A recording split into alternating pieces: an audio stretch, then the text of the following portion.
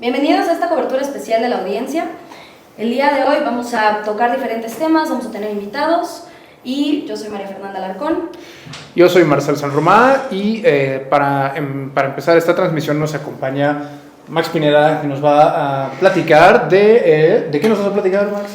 Vamos a platicar de delitos electorales, un tema bastante importante. Favorito de todos y todas. El favorito de todos y todas, sobre todo el día de hoy, que es el día de... Y yo tengo una pregunta para iniciar. ¿Tu camiseta no es un delito electoral? Esa es una excelente pregunta y incluso un tema que deberíamos de tocar de manera un poquito más precisa, porque hay que tomar en cuenta que no solo somos un medio de comunicación, sino que estamos aquí participando ciudadanos y en algunos casos expertos, académicos y demás.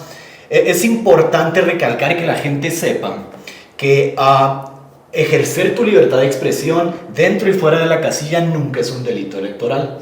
Claro, hay sus excepciones. Si tú eres un militante prominente de algún partido o manejas algún tipo de liderazgo partidista que es público, que lo haces al público, si tú te dedicas a hacer proselitismo político en redes o en cualquier otro medio, bueno, sí podrías estar incurriendo definitivamente en un delito electoral si lo que estás haciendo es tratar de modificar la intención del voto a la hora de llegar a una casilla electoral. Ahora, también del otro lado, ¿no? La otra cuestión sería, es un delito que yo llegue a una casilla electoral y se me violente a mí por hacer uso de mi libertad de expresión. Y bueno, como en cualquier elección, me parece a nivel mundial, lo que sí es un delito es alterar el orden de la elección, ¿no? Sobre todo en una casilla. Es decir, si una persona a mí se me acerca y me empieza a preguntar que si por qué tengo esta camiseta, cuestionarme sobre mi intención política y armamos ahí un cochinero y no dejamos a las otras personas emitir su voto o suspendemos la actividad en esa casilla, bueno, ahí estaríamos incurriendo definitivamente en un delito electoral. Es decir, habría que separar muy bien lo que son delitos que alteran el hecho de la elección, el hecho físico en el lugar físico de la elección, y lo que son cuestiones que violan la veda electoral, es decir, son cosas diferentes. ¿Cuáles serían los ejemplos de la veda electoral?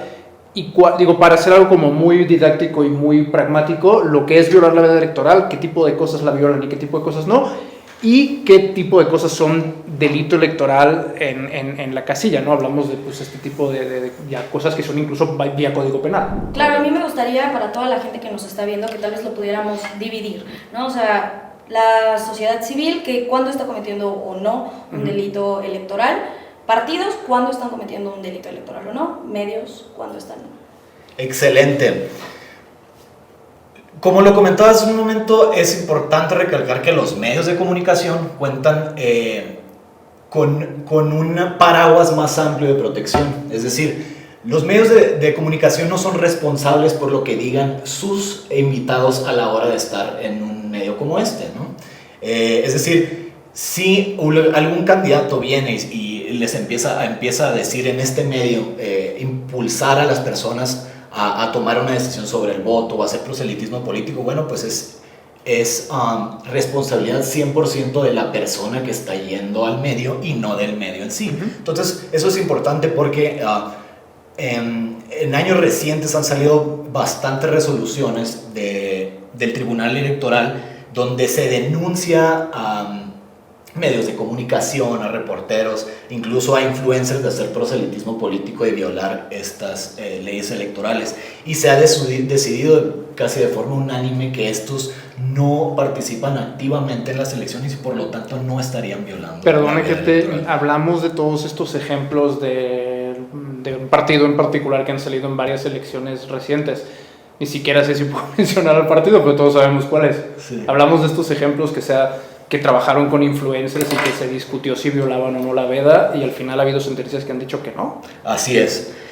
Han habido bastantes sentencias que hablan y el Tribunal Electoral ya se pronunció sobre que los medios de comunicación no participan directamente en la actividad política del país, sino más bien están para informar. Y sobre esa tesitura, digamos,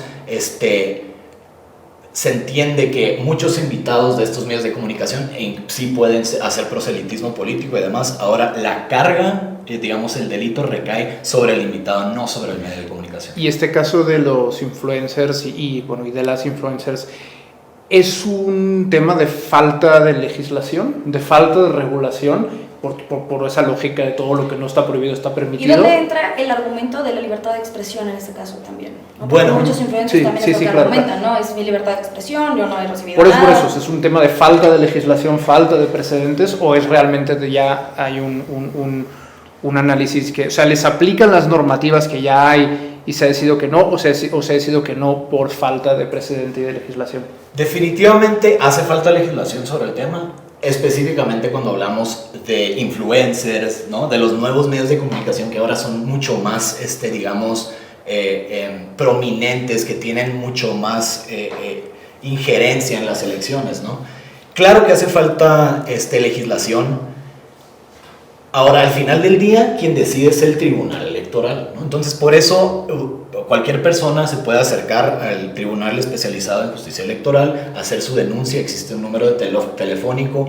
Las denuncias se hacen precisamente como cualquier denuncia penal, se menciona el lugar y fecha, quiénes son las personas que fueron parte del supuesto delito electoral, una narración, número de contacto, igual de la misma forma que sería una denuncia penal. Ahora, ¿dónde entra el tema de la libertad de expresión? Eso es una excelente pregunta porque todavía no se ha delimitado bien. De hecho, todavía no sabemos qué es exactamente esta cosa de libertad de expresión que hablamos, ¿no? Que definitivamente tiene límites que los pone la Corte Interamericana de Derechos Humanos y demás, ¿no?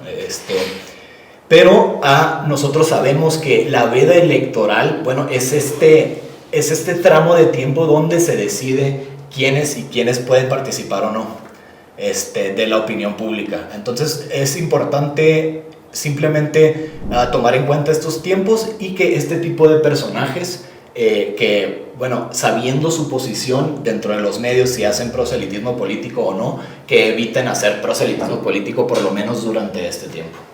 Pues te agradezco muchísimo, Max, y estaremos más adelante de nuevo contigo y podemos continuar con las siguientes entrevistas. Gracias, Max. Sí, gracias una mesa de análisis a continuación. Seguimos adelante. Les agradezco mucho.